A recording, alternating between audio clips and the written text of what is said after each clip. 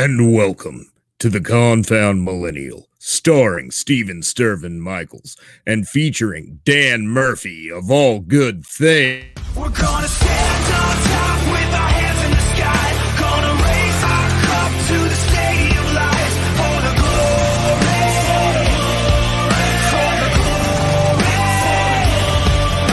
We celebrate with the city tonight. Hear the hometown cheer, it's the ultimate high for the glory. We do it for the glory. And what's up, Dan? What's up, Steven? How you doing, man? I'm doing pretty good. How about yourself? Awesome. Good, man. Nice day in Cali right now. Can't complain. Man, I'm jealous. I guess it's a nice day in Kentucky, but a nice day in Kentucky isn't the same as a nice day in Cali. It might be true, but it is only 66 today, so I'm kind of stoked it's not like burning up out here for once. It'll be a mellow, kind of cooler day out here. It's nice, man. How's Kentucky right now? It's pretty good, man. Can't complain. It's Nice. it's hot as hell, but other than that, Already. All right. it was like 95 yesterday. Oh, damn, dude. Yeah, that's way hotter than LA. That's crazy. Yeah, it was and the great thing is I have this janky car from like 2000 or 1999. Nice. Windows don't, or my driver's side window doesn't roll down, no AC. Dude, that's epic. I used to have the same car, I think. I used to drive this crappy like Ford Taurus it was my first car. I had it for 4 years in LA before it finally blew up. But the same thing happened, dude. My passenger window rolled down and the fuse burned out. So then it was just permanently down, and then my AC went out, and it was a miserable situation. So I feel you, dude. I feel your pain. Because mine is up constantly. I can't roll it down to get a breeze. Oh, that's even worse, actually. Yeah. I actually got pulled over because my window rolled down all the way, and I was next to a cop at a stoplight, and they both just looked over at me. And yeah, it was, I don't know, suspicious. I guess the hair's suspicious. They pulled me over and searched me, but they let me go, so it was good. But it was all because that damn window wouldn't roll back up, man. It was interesting. Hopefully you don't have the same problem. Just make sure it's up and you won't get pulled over, maybe. But I also have been pulled over just because I seem suspicious as well, so I get it. Dude, yeah, maybe it's something with our old cars. That must have something to do with it. Yeah. Okay, so All Good Things, Dan Murphy. Who are you? What is All Good Things? So I'm the singer of the band. All Good Things is a quote unquote epic rock band, man. It's just me and a bunch of friends. We write a bunch of hard rock music that originally started for licensing to film, TV, gaming, movies, whatever it might be. And it started as a studio project and then just kind of snowballed into what it is now. So yeah, it took a little convincing from the fans on YouTube and a lot of messages through Instagram and Facebook to kind of, after we put these kind of quote unquote library songs out there and they kind of surfaced on YouTube and Spotify and started building all these plays, it just took a lot of these messages from fans to reach out and say, hey, like, are you a band? Who are you? When are you playing? When are you coming to my town? And it was a lot of those messages were like, dude, we're not a band. We're a studio project. We're never going to be a band, and that was originally the thought. It was just us bashing stuff out in the studio. Fast forward a couple of years later, a few more million streams on some of these songs. We're like, wow, we should really consider doing this because we really didn't think about it too hard. And yeah, after all these years, man, that was a few years ago when we decided like, all right, well, let's get on stage and try bashing out some songs live and write an actual album. And, we signed with Better Noise and everything's been kind of working well. So yeah, it's been an interesting few years, but we definitely back to front kind of weird way of going about it. We've always done like our own different bands and we've done a lot of DIY touring and everything. But this kind of band fell into our lap, so to speak. It was interesting. Yeah, it's weird. The email I got talking about you guys said, it mentioned, I'm paraphrasing here, but said something about you guys working in reverse pretty much. And Yeah. it's weird that you have all these credits everywhere where your songs are playing, yet you hadn't had an album yet. Yeah, it was funny because in the beginning we didn't even have a band name. Like we were putting out songs called battle rock. It wasn't even like we called it All Good Things, but it wasn't like, hey, our band's All Good Things, check us out. It was like we just needed a name to get it released on Spotify, basically. You know, it was like we were writing a battle rock collection. I wasn't even singing on all of it at the beginning. We had a bunch of different singers, and you know, it was just a collection of totally different sounding music just to kind of grab people's ears and get synced. Might just be little clips or parts of each song that get synced or whatever. But it was just trying to write really bombastic out there cinematic tunes that would get picked up for sports or whatever it might be. And yeah, the first couple battle rock albums were way more successful than we thought they would be. They got licensed a bunch. And then we finally decided, all right, let's write Machines, which was our first full length that came out.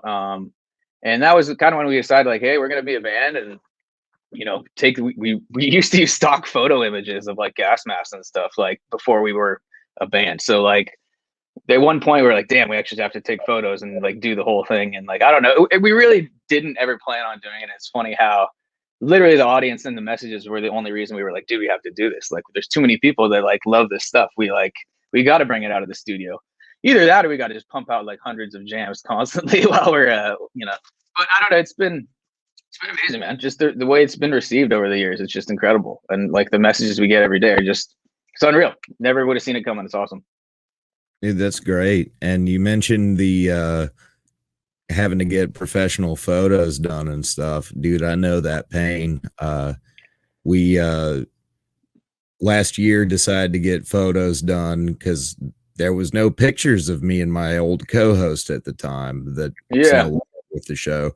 And he didn't even show up for the damn photo shoot. It sounds like he did in the middle of quarantine or something, you know, everyone's social distance. He's like, no, I'm good, man. I don't know. Yeah, I showed up to the photo shoot with a picture frame, like a framed picture of him. Oh, dude. Nice. There you go. Hey, you were creative with it at least. You know, you made it happen. It's funny. It reminds us of like me of the music video we had to shoot for the Glory, and you know, we had so many concepts and treatments for different videos over. You know, the song's actually a few years old, so we've had enough time to really think about some cool videos and the stories that we could tell with the video. But when Corona hit, obviously all that was stripped, and we had to go into a green screen studio and figure it out. Hollywood Undead couldn't be there. Obviously, they don't even live in the same city right now, so we had to do a similar thing where, you know, they shot it in their own place, and we had to splice it all together and post. And yeah, it's interesting, man. You have to make it work. You probably did it in the Corona thing too, where it was just a little harder to get together. That was like such a difficult thing in the beginning where we couldn't even rehearse, and we couldn't even, you know, it was like kind of like we can live stream, but is that a bad look if we're all getting together when everyone's locked down, you know, like, so yeah, weird times we were living in, man. But I feel like we're light at the end of the tunnel right now. We're coming out.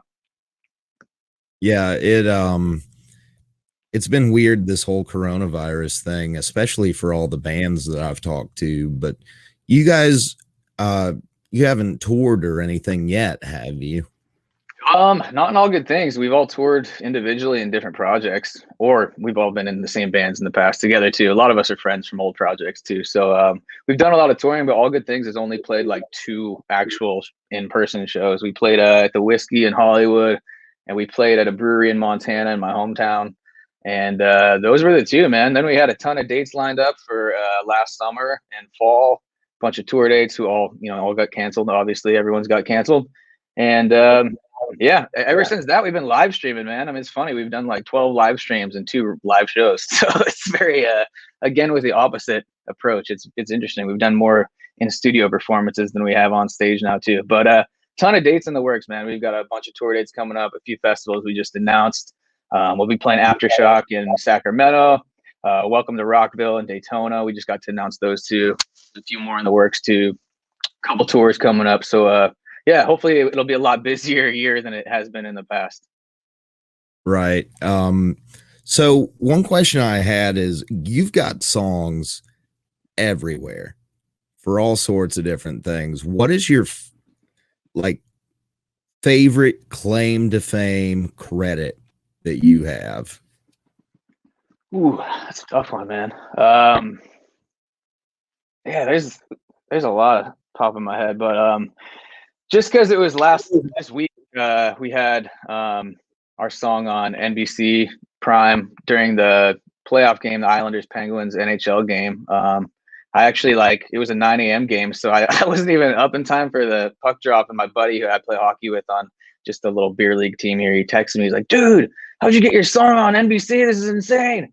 And I was like, just jumped out of bed. I was up super late the night before. I turned it on, was super stoked, and I missed it. But coming back into the third period, they had the band name and For the Glories playing to dudes lifting the cup. Sidney Crosby's out there, this old throwback footage from the 70s. I was like, dude, it was like a NHL montage to For the Glory, and I thought I was gonna pass out. I was so pumped up. It's pretty sweet, dude. We're big hockey fans, so when we see anything get placed in something that hits close to home, it's like, damn, it's just different. It's a different feeling when you grew up watching a sport and then you hear your music on it, which is kind of what inspired you to do it in the first place. You're like, oh man, I got so fired up listening to rock songs when I was playing roller hockey in my driveway as a little kid or whatever. And now, fast forward, it's like I'm creating the songs hopefully these little kids are skating around to in their driveways. It's like full circle kind of thing. But that was awesome, dude. That's got to take number one for me. But there's been some cool wrestling and NFL and a lot of big sports stuff. Yeah. That's got to be it though for me, just because I'm a hockey fan. So you guys are pretty much one of those bands where almost everybody has probably heard you. They just don't know that they've heard you.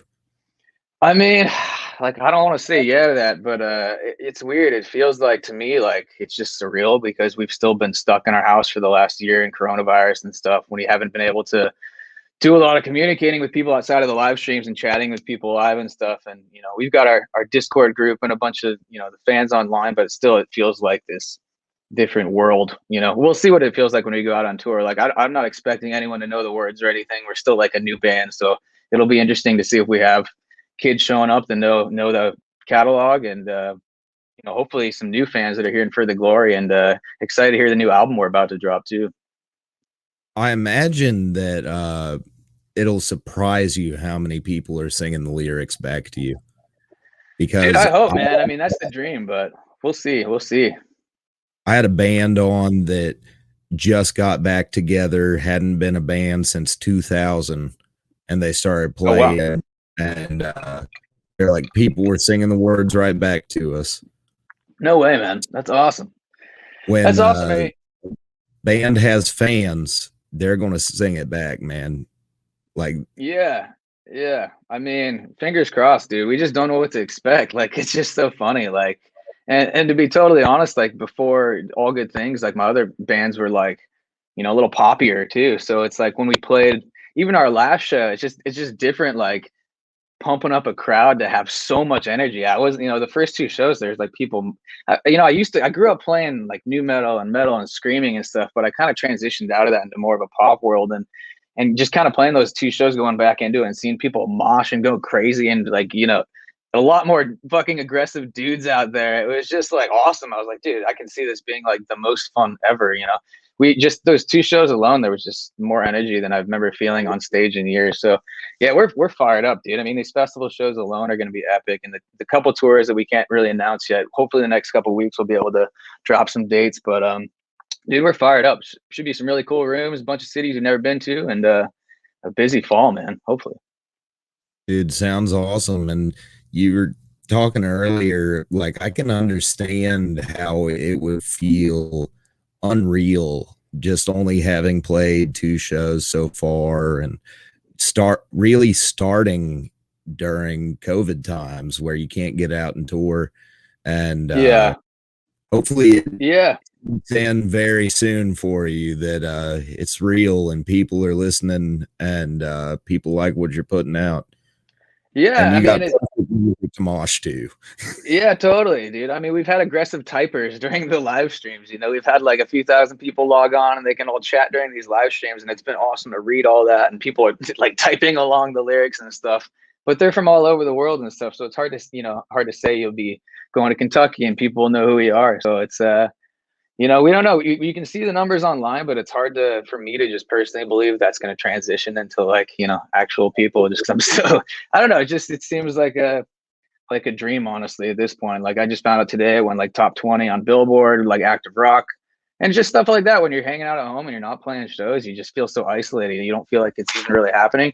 So yeah, I don't know. Maybe to come this fall will feel a little bit different, but we've been sitting around ready to release this album for, it's literally been like a couple of years. We originally were going to re-release Machines as a deluxe version, and then signed to Better Noise, and then wrote a whole new album, and then that was going to drop when we were going to tour last year. So everything's just kind of been pushed forward and forward, and we've just been doing the waiting game for so long. So now we're kind of seeing the benefits of all the waiting, and hopefully we'll come out of the coronavirus with some people at some shows instead of the opposite. I'm really glad we didn't release it a year ago and be able to play a week's worth of shows and get locked down for a year.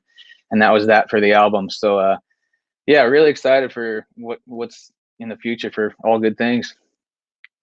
And what can you say about the future for All Good Things as far as the new album goes? I mean, we've penciled in a date for it, but it seems to get erased pretty frequently. So I think it'll be, we keep saying this year, but it just depends, man. There's a lot of stuff that goes along with it. We got a few more singles coming up. We're working on the next couple tracks to come out before the album, but the album's like done. So I'm just kind of waiting for the right time and the green light to really, get it out there and push it. But I can't wait, man. I mean, we're just, these songs are a little old, and it just might just be us, but obviously every band thinks their newest stuff's the best, but I really do think this album is going to be like next level compared to our older stuff. And so I ask this to almost every band, speaking about older stuff. What is your favorite song that you have ever done as All Good Things? And what is your least favorite that you hope you never have? Damn. That's good. So favorite song, I guess, of the old catalog, not the new stuff. Obviously, I'd say new stuff, but man, I don't know. I've always liked Get Up. Get Up was one of our like two bigger songs that came out on Battle Rock 2.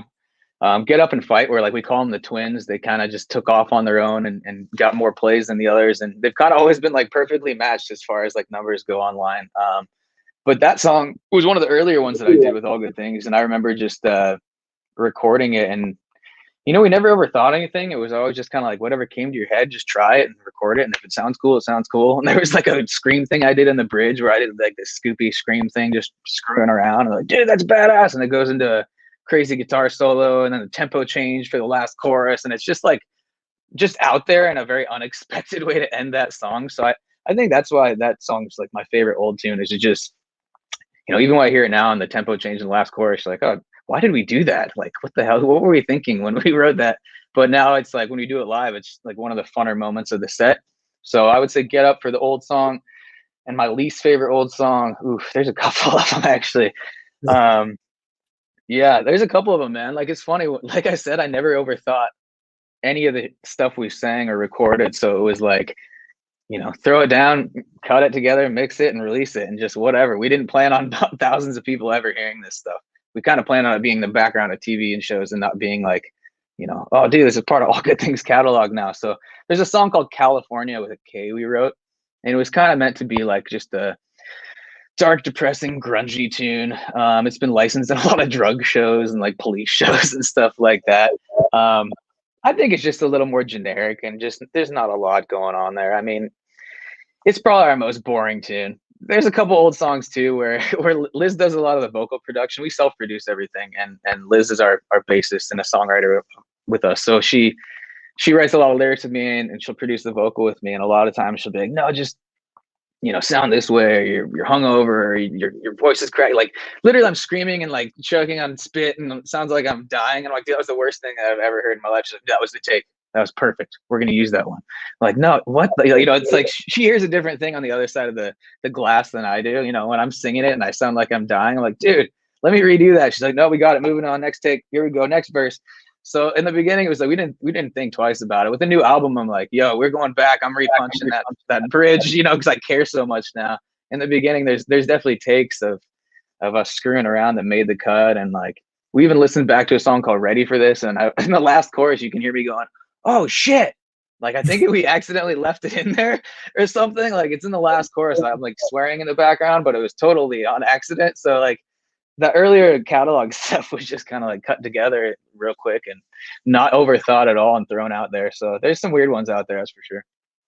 That's funny. You can hear in some songs people just like out of nowhere just speaking, "Oh shit," and it's meant to be. You're just like, "Oh, what the hell am I doing?" Yeah, I don't know. I must have like messed the word up and just screamed afterwards, or maybe I like was pitchy or my voice cracked. And I was like, ah, shit. And then like I don't know why, but she kept it. And I remember we were like rehearsing for the live streams over the summer, and I'm trying to relearn that track, and I had my headphones on. You can always hear everything better with headphones on, and that was like buried in the background of the last chorus. I was like, you guys remember putting that in there? Because I've never heard that before. And everyone's like, no, dude, I must have been an accident. I don't even remember doing that. So yeah, who knows? There's probably other hidden stuff in there at this point. Who even knows now?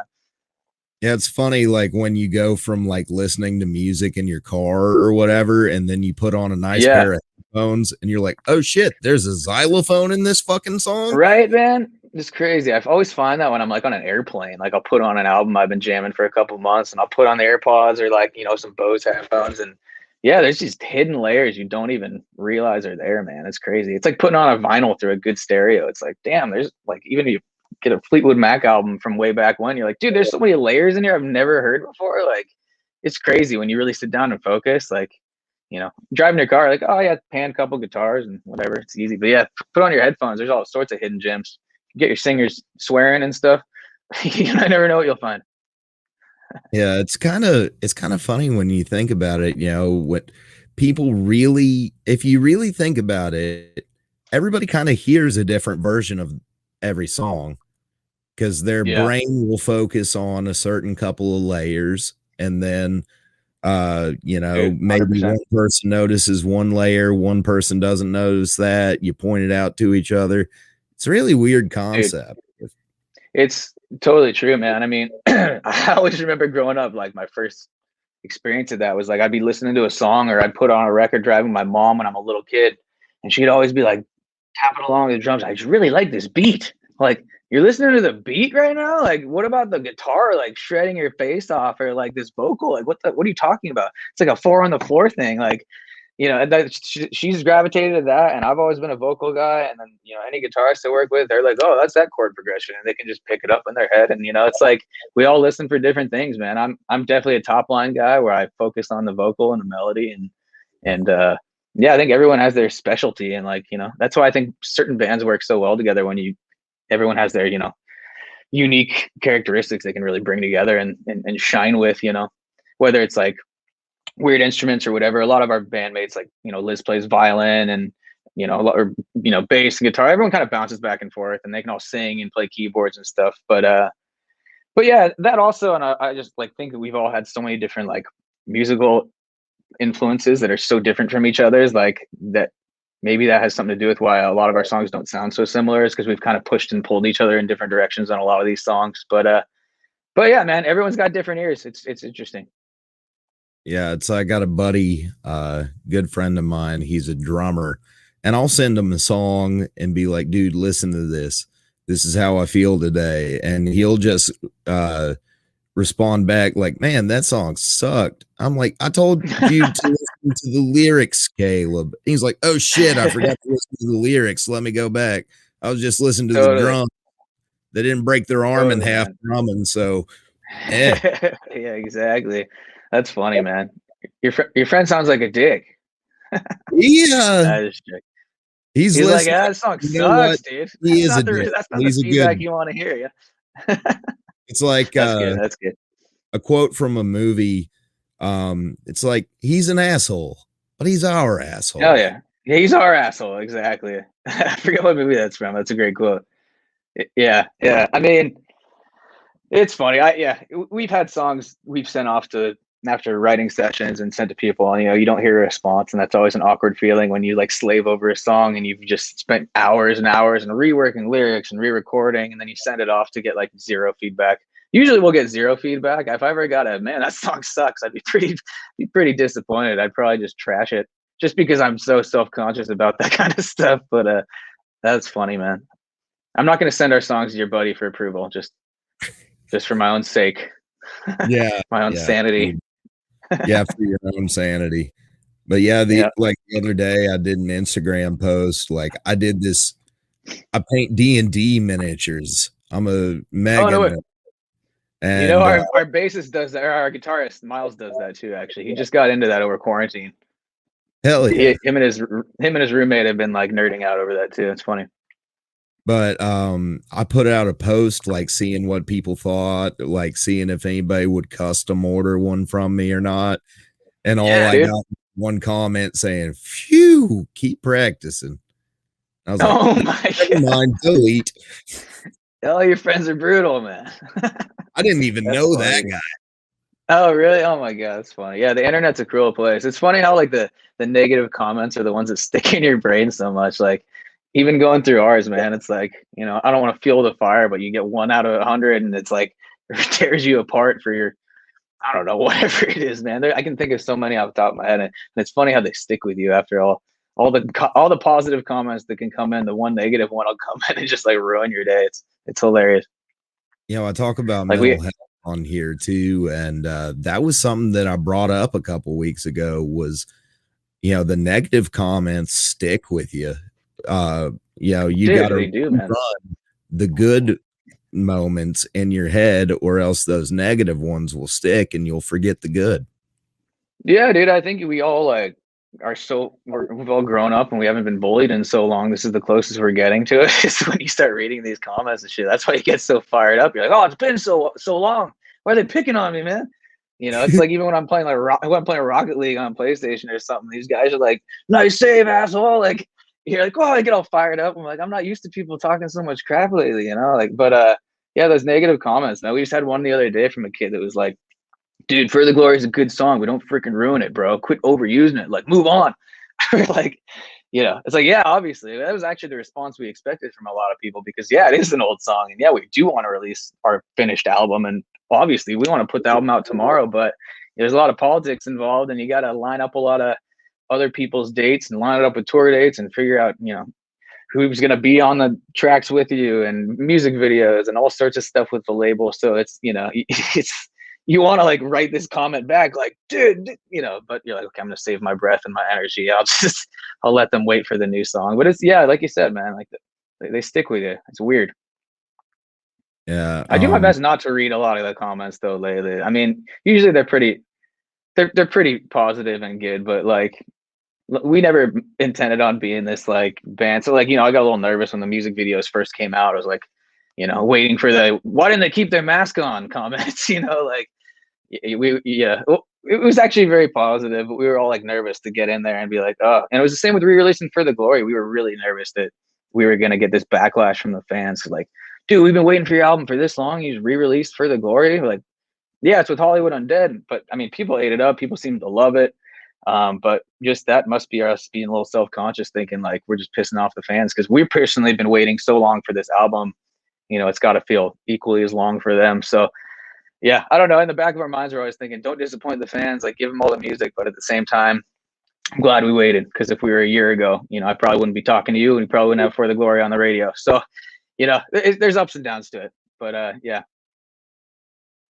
So what can we do to support the band? Is there any merch, any links, anything I need to put down below in the description?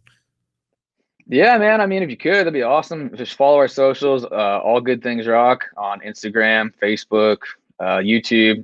If you do want to pick up some merch, that'd be epic. We got a merch store. It's allgoodthingsmerch.com.